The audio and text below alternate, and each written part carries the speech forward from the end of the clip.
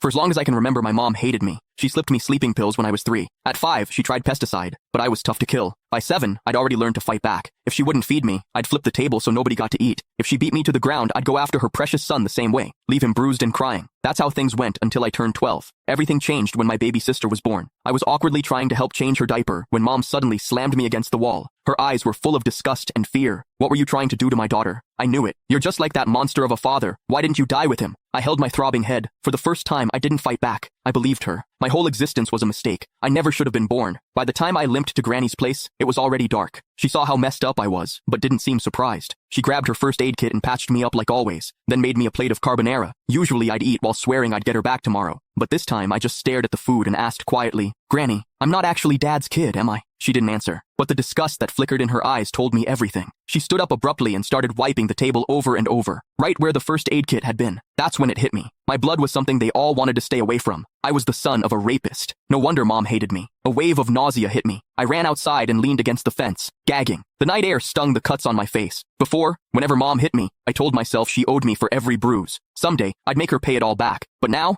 I couldn't even look her in the eye. I didn't stay at Granny's. She didn't come after me either. I just wandered the streets with nowhere to go. That's when I spotted a family outside a restaurant. They were celebrating someone's birthday, all smiles and laughter. The woman in the middle was probably the mom. She looked so happy that I instinctively stepped back. Last year, on Mom's birthday, she'd smiled just like that, until she saw me. The second I walked in, her smile vanished. Pure disgust replaced it. Back then, we had to write an essay called My Mother. I wrote that Mom was a heartless villain. My teacher dragged me to her office and lectured me for the whole period. I barely heard any of it. All I remembered was her saying, "No mother in this world would ever stop loving her child." I believed her. I saved up money from collecting recyclables and bought Mom a birthday cake. All I wanted was a hug, the same kind she gave my brother, Casper, but her cold expression felt like a knife to the heart. I felt like an idiot, standing there with that stupid cake. Anger took over. When no one was looking, I caught a couple of frogs from the garden and hid them in the cake. I can still remember her scream when they jumped out. Back then, I felt a twisted satisfaction. I thought she didn't deserve to be a mother. I thought she had it coming. But now I knew the truth. I was the one who didn't deserve anything. Just existing had hurt her. As I watched that mom smiling through the restaurant window, I made up my mind. This year, for Mom's birthday, I'd give her a present she'd actually be happy with, one that would set her free for good. I decided to die. Once that thought took hold, my steps felt lighter. I even started planning how to do it without causing trouble. Something clean, with no mess left behind. But before I could go through with it, a patrol officer spotted me and brought me home. Mom answered the door. As it shut behind us, I stared at the floor, unable to meet her eyes. Her voice cut through the air like ice. "Why didn't you just die out there?" I almost snapped back, but I bit my tongue. Still, I couldn't stop myself from asking, "What would you do if I really did die? Would she feel even a little sad? If you've got the guts, go ahead. I'd throw a party." She walked straight into my sibling's room and shut the door. I stood frozen in the living room. After a long time, you can find the full story in my bio. It's free.